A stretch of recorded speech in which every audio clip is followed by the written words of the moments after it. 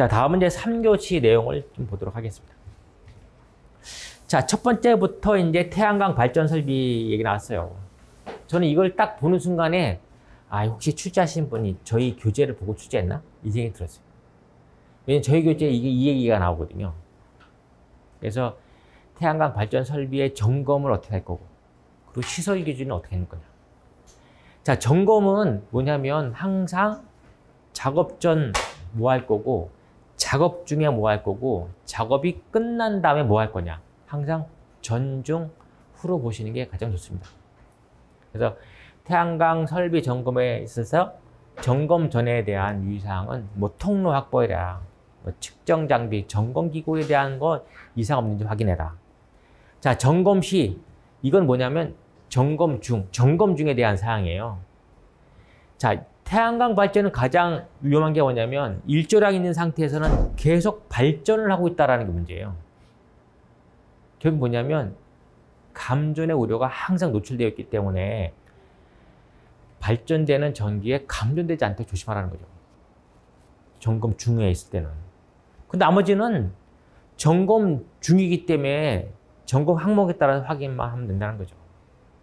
특히 가동을 중지시킨 다음에 점검할 때는 전기적 부분을 좀 중점적으로 보라는 거예요. 왜냐하면 활선 상태는 어려우니까. 자, 그리고 점검 후의 유의사항은 뭐냐면 점검 전 상태로 다 원위치 다 시켜놔야겠죠. 근데 여기서 가장 중요한 게 뭐냐면 태양광 발전소가 넓은데, 즉 점검하는 인원이 한 명이 아닌 다수의 인원이 점검할 때는요, 가장 중요한 게 뭐냐면 점검 후에 뭐 해야 될 거냐면 첫 번째, 투입된 인원을 확인해야 돼요.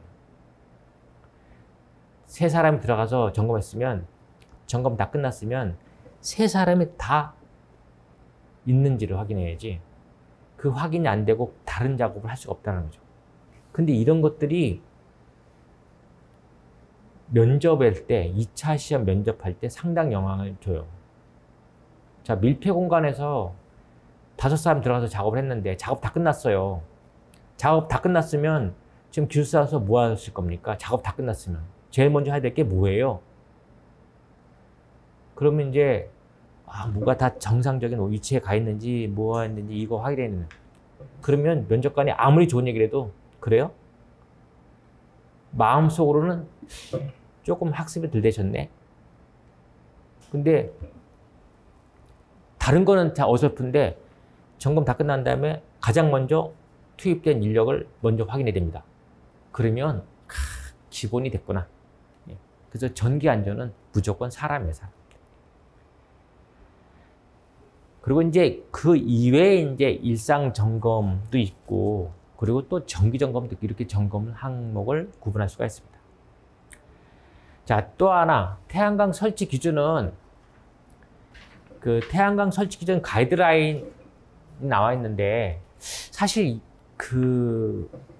지금 태양광 관련돼서는 문제가 아마도 제가 봤을 때 계속 나와요. 왜냐하면 이제 몇 년 전에 정부에서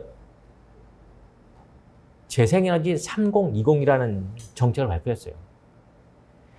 2030년까지 전체 에너지 사용량의 20%를 재생에너지로 채운다. 그 재생에너지에 대한 그 대상은 태양광하고 풍력인데, 그 중에서도 태양광이 상당 비중을 차지합니다. 그 얘기는 뭐냐면 앞으로 재생에너지에 대한 확충에 대한 방법은 다 태양광으로 간다는 거예요. 물론 정책이 바뀔 수도 있겠죠. 하다 보니까 우리가 신재생에너지 관련돼서는 태양광에 관련된 내용을 좀 많이 보실 필요가 있습니다. 그래서 이 가이드라인의 일부를 본 건데, 옥상 평지분면 태양광 모듈을 설치할 때는 이렇게 해서 이제 그 3층 이상 건축물 같은 경우에는 모듈에 대한 높이가 옥상 바닥으로부터 3m 이하로 제한을 해야 되는 등등에 대한 게 있습니다. 또한 경사각은 36도 이내로 해야 되고, 건물 높이가 50m 이상인 경우에는 최대 45도까지 할 수 있다.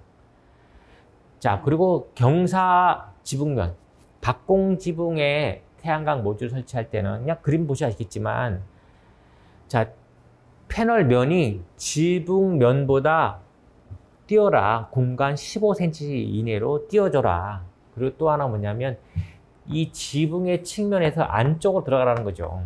왜냐하면 우리가 이제 그 볼라비처럼 이런 거 있잖아요. 어떤 건물 출입구가 이게 있어요.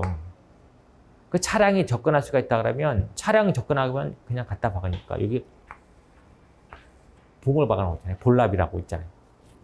접근할 때 여기 먼저 닿지 말고 얘가 먼저 하게끔.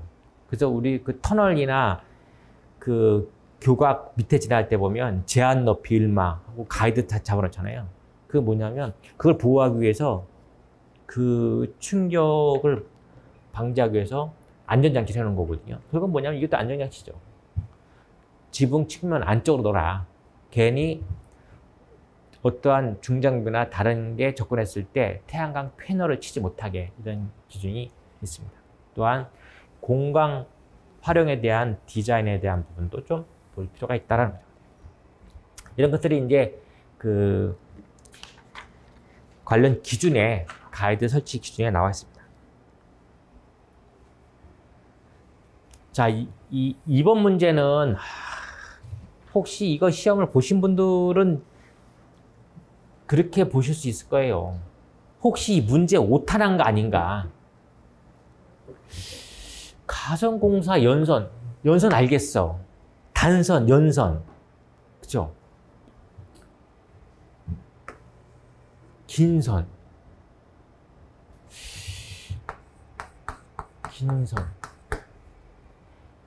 이거 혹시 간선 아닌가? 이거 오타난 거 아닌가? 간선으로? 연선하고 간선 작업 시 안전관리라는 건 접근하겠는데 연선? 긴선? 이거 해당 분야에 계신 분 아니면 잘 몰라요, 이 용어는. 자, 용어 정의 보시면요. 연선 작업, 전선을 풀링하는 작업이 피는 작업. 만약에 드럼으로 그 감겨져 있는 전선이라면 전선을 풀어내는 작업이에요. 그게 연선 작업이에요. 그리고 긴선 작업은 뭐냐면 전선 당기는 작업이에요. 그게 송전선로 해서 뭐 쓰겠냐면 그 우리 2도. 그러니까 여기에 철탑과 여기에 철탑의 전선을 쫙 자중이 있기 때문에 일직선 할 수가 없잖아요. 이 적정하는 요거 딥을 맞춰야 되는데 결국 당겨야 될 거 아니에요. 그 당기는 작업이 긴선 작업이에요. 그래서 용어의 정의가 여기서 되게 중요하다. 그래서 제가 답안에 대한 참고는 코사 가이드 C-982014 철탑 공사에 관련된 기술 지침의 내용을 본 겁니다. 거기에 이제 가공 선전 설비잖아요. 가공 선전 설비. 지중이 아니라. 결국 뭐 철탑 서야 될 거 아니에요. 거기에 이제 그런 내용. 그래서 연선과 긴선에 관련되어 있는 내용은 이제 용어 정의가 되게 중요했을 거라는 거죠. 자, 연선 같은 경우에는 전선 피는 작업이에요. 피는 작업.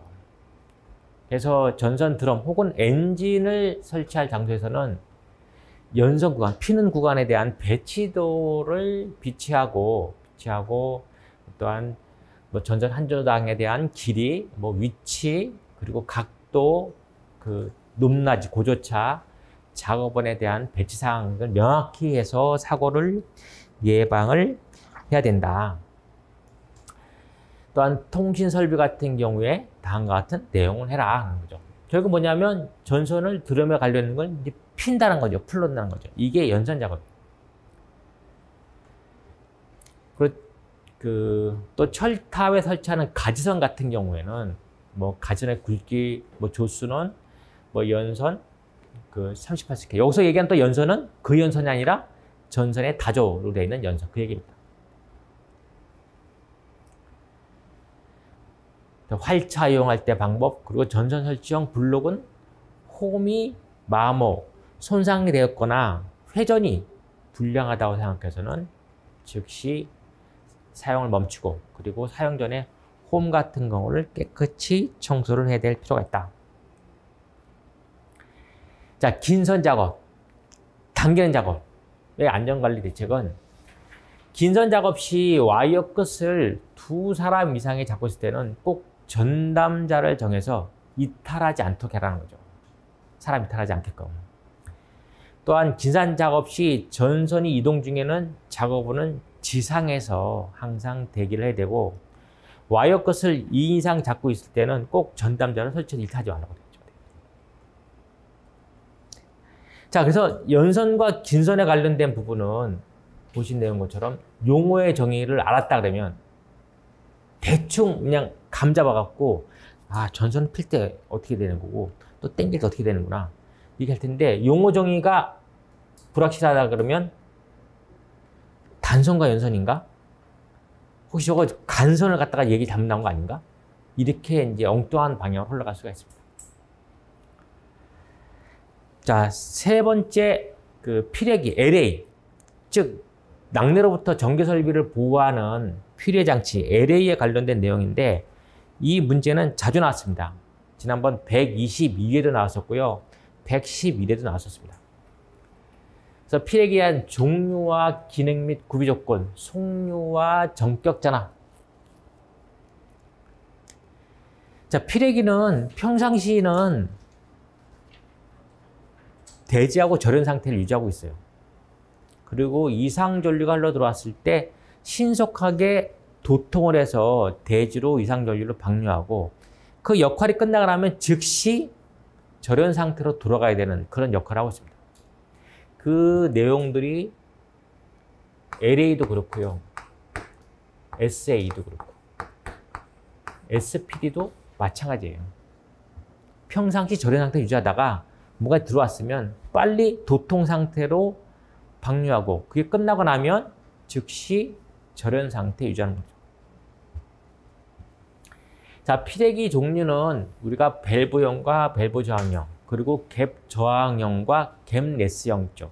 결국 여기서 피레기에 대한 종류는 SiC, 탄화규소, 지금은 잘 사용하지 않는 탄화규소하고, 그리고 ZNO, 산화 아연 소자, 이렇게 두 가지로 분류해서 보시면 될 것 같습니다. 탄화규소 SiC 같은 경우는 직렬갭과 특성 요소로 구성이 되어 있고, 산화 아연 소자는 직렬갭 없이 특성 요소로만 구성이 되어 있습니다. 그래서 갭레스는 산화 아연 소자 ZNO는 직렬갭이 없고 비직선 저항 특성이 우수한 산화 아연 소자를 사용을 하고 있습니다. 자, 두 가지에 대한 피레기에 대한 그 비교를 좀 봤고요. 자, 이 피레기에 대한 구비 조건은 신속하게 방전을 해야 되겠죠. 그리고 반복 동작의 특성이 변하면 안 되겠죠. 충격파 방전 개시 전압이 낮아야 되고, 제한 전압도 낮아야 되고, 방전 내량도 크고, 그리고 속류를 차단할 수 있어야 된다는 거죠. 자, 다음에는 속류. 속류는 뭐냐면 한자 표현 그대로 연속적으로 흐르는 전류예요. 피레기는 처음에 절연 상태를 유지하고 있다가 낙뢰가 들어오게 되면, 어떠한 이상 전류가 들어오게 되면 도통을 해서 방류해요. 자, 이게 역할이 끝나고 나면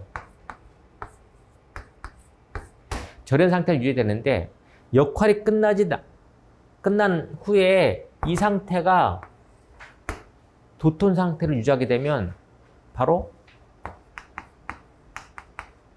지락되는 거죠, 지락. 그래서 역할이 끝나면 신속하게 절연하라는 거예요. 그래서 속류는 말 그대로 연속적으로 흘러가는 전류이기 때문에 방전 후에 절연을 회복하지 못하고 흐르는 전류이기 때문에 전류가 지속된다 그러면 일선지락 전류, 즉 일선지락 사고로 연관된다는 거죠. 그런데 왼쪽에 보시는 건 탄화규소 SiC, 즉 개평은 이상전류가 탁 들어오게 되면 방류를 하죠. 누전류 방류를 하는데, 전압이 제로점까지 올 때까지 지속적으로 전류가 흘러요. 탄화규소는. 근데 산화아연 소자는 뭐냐면, 이렇게 팍 들어오게 되면 방전류가 흐르고, 주파수 전압이 제로가 관계없이 이상만 발생되면 즉시 여기서 속류를 차단시키다 버린다 거죠. 그러니까 쭉 끌고 나가는 전류가 없다라는 거예요. 그래서 탄화규소보다는 산화연소자가 우수하다.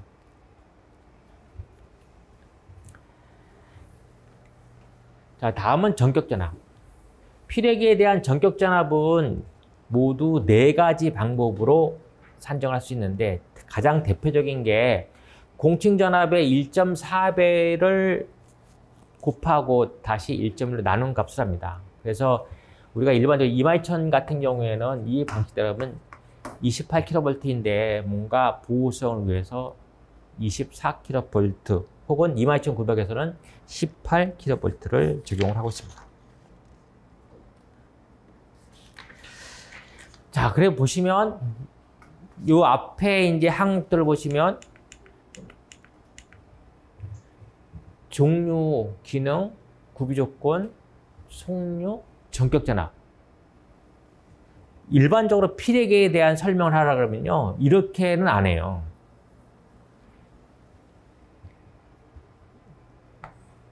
얘가 먼저 태어난다고, 속류는 나중에 태어나요. 일반적으로 피레기에 대해서 설명하라는 거예요. 근데 여기서는 문제에서 순서 정해줬잖아요, 이렇게. 그러니까 답안 구성도 가능한 종류 비교해주고 구조건 해주고 속류해주고 정장해주잖아요. 그러니까 물어보는 대로 쓰는 거예요. 물어보는 대로.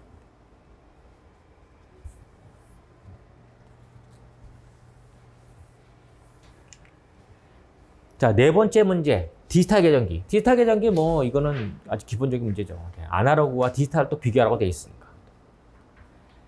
자, 디지털 계전기에 대한 동작 원리 특징, 뭐 구성, 또 비교라고 되어 있습니다. 그래서 특징은 뭐겠어요? 디지털 계전기. 성능도 우수하지. 기능도 많죠. 자, 소형화. 소형화는 사실 계전기 하나 봤을 때는 소형화는 아니에요. 계전기 하나 봤을 때. 일반적으로 22900 자가용 전기 설비를 갖고 있는 수용가에서는 보호계전기 설치할 때요, UVR은 사실 이건 선택사항이에요. 이거 없애고.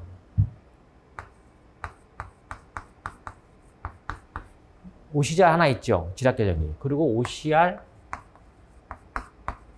3개 있어요. 저 소형화라는 게 뭐냐면 일반적인 유도형은 최소한 4개 혹은 5개 계전기가 필요한데 디지털 계전기는 하나가 간단 말이에요. 하나만 갖고. 그런데 요거 하나만 놓고 본다 그러면 디지털 계전기가 조금 클 수도 있어요. 사이즈가. 근데 여기서 얘기하는 소형화는 계전기라는 기능을 봤을 때는 상당히 소형하다. 신뢰도 높고 또 뭐냐면 우리가 이벤트에 대한 저장도 가능하고 그리고 이제 표준화도 가능하고 부담, CTPT 관련된 그 2차 치기 관련된 부담 요소도 좀 작고 그리고 경제성. 이 경제성은 뭐냐면 단순하게 처음 설치할 때는 유도용이 저렴할 수도 있어요. 근데 그 위에 뭐 증설을 한다거나 뭐 보완한다거나 했을 때는 디지털 계전기가 더 금액적으로 유리할 수도 있습니다. 그래서 기본 구성은 돼 있죠. 자, 입력을 받았어요. 그래서 그 표본화에서 양자화해서 부호화로 가는데 이 얘기 뭐냐면요. 처음에는 표본화, 아날로그로부터 신호를 받는단 말이에요. 아날로그. 그럼 신호에 대한 그 값이 정수로 딱딱 떨어진 게 아니라 뭐 4.3, 뭐 9.1, 1.8 이런 식으로 나온단 말이에요. 그러면 양자화해야 돼. 정수로 만들어야 돼요. 자, 4. 얘는 4로 하고 얘는 9하고 얘는 1.8이니까 얘는 뭐 2로 한다거나 이렇게. 그 다음에 이제 부호는 뭐냐면 0 혹은 1, 이진법으로 넘어가야 되니까. 이렇게 해서 기본적으로 신호를 이렇게 받아 이렇게 해요. 그래서 이게 이제 그리고 이 신호 받은 걸 이제 연산 처리 장치로 넘긴다는 거죠. 자, 넘겨서 거기서 이제 설정된 값에 비교해서 뭐 어떻게 할 건지 아니면 또 데이터를 딴 데로 보낼 건지 원격 제어할 건지 이런 식으로 이제 구성이 되어 있습니다. 그래서 또 하나 비교, 디지털과 아날로그에 대한 비교에 대한 내용은 이 한국어를 봤을 때는 뭐 사용되는 소자가 뭐냐, 크기, 그리고 그 자기 진단, 유지보수성, 경쟁성인데 크기 보면 디지털 계정이 크잖아요. 아날로그가 작고. 이거 뭐냐, 하나를 봤을 때 한 개 봤을 때 하는 거죠. 그래서 이 디지털 계정기 문제는 뭐 이건 뭐 그냥 아주 무난한 문제입니다. 자, 다섯 번째 문제도 뭐냐면 직류와 교류 송전 방식에 대한 특징을 한 거예요. 요즘 이제 직류도 이제 자꾸 이제 보편화돼서 가고 있으니까. 그래서 자, 직류 같은 경우에는 우리가 발전소에서 약 11,000에서 14,000V 정도의 발전장이 생겨요.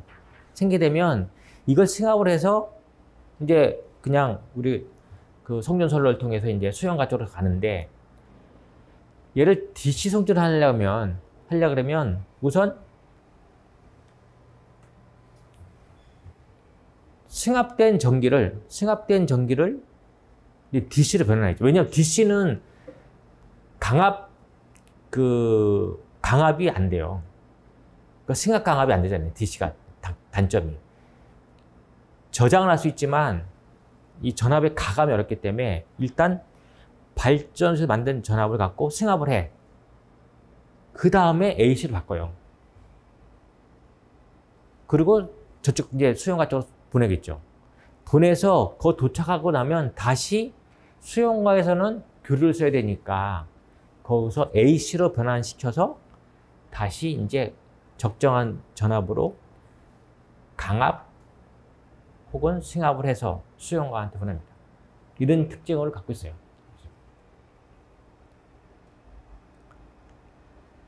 그래서 이 DC 같은 경우에는 이제 송전 방식이 세 가지가 있는데 그중에 대표적인 두 가지가 뭐냐면 모노폴러와 바이폴러가 있습니다. 모노폴러는 한 라인 시스템이에요. 그래서 DC는 플러스 마이너스가 있잖아요. 플러스 마이너스. 그래서 마이너스 귀로 같은 경우를 해수면으로 할 거냐, 아니면 대지로 할 거냐, 혹은 선로를 이용하는 방법인데, 왜 선로를 이용하냐면 대지면을 이용해서 오다가 대지 저항률이 다 틀리잖아요. 그렇게 대지 저항률에 대한 차이가 클 경우에는 불가피하게 이제 선로를 이용하는 방법도 있습니다. 자, 바이폴러는 두 개에 대한 병렬 시스템인데 혹시라도 하나가 잘못되면 다른 하나로 공급을 할 수 있는 그런 형식을 갖고 있습니다. 그래서 DC에 대한 송전 구성 요소는 변환장치, 변압기, 그리고 이제 차단기, 제어 이렇게 구성이 되어 있고요.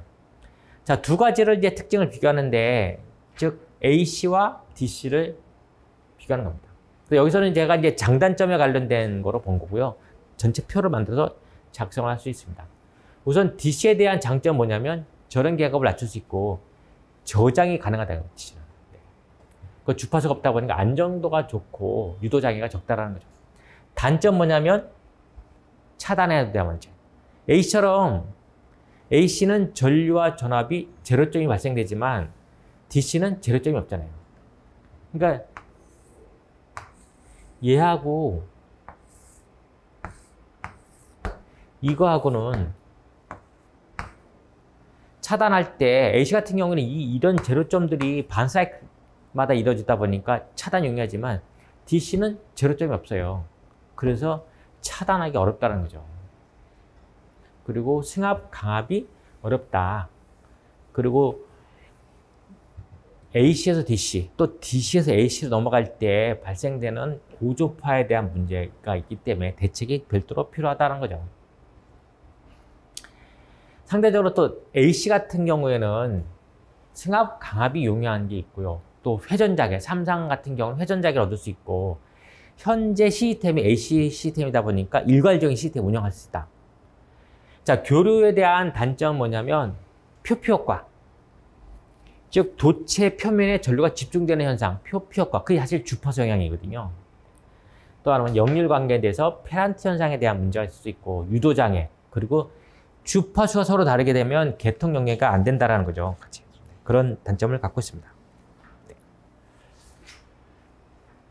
그래서 이 문제도 무난한 문제라고 볼 수 있습니다. 자, 다음은 감리 문제가 또 나왔어요. 전력시설물 공사에 있을 때 감면 자격을 구분하는데 책임감면, 보조감면, 배치 기준과 감면 업무가 뭐냐. 자, 전력기술관리법 시행령 보시면 감면의 자격 구분 나옵니다. 감면은 뭐 다른 문제도 마찬가지지만 특급, 고급, 중급, 초급으로 구분하고 있습니다. 잘 아시겠지만 특급 같은 경우에는 과거에는 경력이나 갖고 이제 인정을 해줬는데 문제가 많다 해서 이제 제한을 뒀죠. 자, 특급 감면은 기술사만 한다. 단 전기 안전 기술사도 포함시킨다. 그래서 이제 그 감면 자격 구분에 특급, 고급, 중급, 초급으로 구분할 수 있습니다. 자, 배치 기준. 배치 기준은 시행령 별표 3에 보면 책임 감면 및 보조 감면 배치 기준이 있습니다. 자, 감리 배치는 공사비로 구분할 수 있는 게 있고요. 그리고 공동주택 같은 경우에는 세대수, 그리고 건축물의 연면적 갖고 이제 구분할 수가 있습니다. 그래서 발송, 변, 배전, 전기, 철도에서는 공사비에 따라서 책임 감면과 보조 감면을 어떻게 금액별로 구분할 수 있는 방법이 있고요. 그리고 공동주택 같은 경우에는 자, 공동주택 같은 경우는 세대수에 따라서 책임 감면과 보조 감면을 어떤 식으로 구분한다. 그리고 건축물 연면적 같은 경우에는 건축물 연면적에 따라서 책임 감면과 보조 감면을 어떻게 구분한다는 거죠. 근데 이거 아마 감리 쪽에 업무를 하시는 분들은 이 내용을 아실 거예요. 자, 그리고 감면의 업무 범위가 뭐냐. 시행규칙 제22조에 보면 감면의 업무는 어떠한 장관령, 전기 분야가 산업통상자원부 소속에 있기 때문에 산업자원무령으로 정하는 업무가 있고, 그리고 책임 감면이 발주자한테 보고해야 될 업무가 있습니다. 물론 그거의 일부만 제가 발제한 건데, 자, 현장 조사 분석해야죠. 행정 업무 지원해야지. 시공상태 평가 기술지도도 해야죠. 각종 일지자 써야죠. 부대 업무도 해야죠. 되게 많습니다, 사실은. 자, 감면에 대한 발주사한테 보고될 거 아니에요. 발주자에 대응을 하다 보니까. 그래서 뭐 공정 현황, 기자 제한 적합성, 하도급 공사에 대한 추진 현황, 그리고 시공 변경사항, 설계 변경사항 이런 등등이 있다 그러면 발주자한테 보고를 해야 될 필요가 있습니다. 자, 3교시 같은 경우에는 6문제 중에 지금 연선, 진선 같은 경우에는 그 대부분 좀 손대기가 좀 어려운 부분이 있어요. 그리고 그 나머지 부분에 대해서는 무난하게 작성을 할 수 있기 때문에 이거는 그래도 아주 평이하다. 네. 그 내용을 볼 수가 있습니다. 자, 잠깐 10분 쉬셨다가 마지막 4교시 내용 보고 전반적으로 한번 이 내용을 마무리하도록 하겠습니다.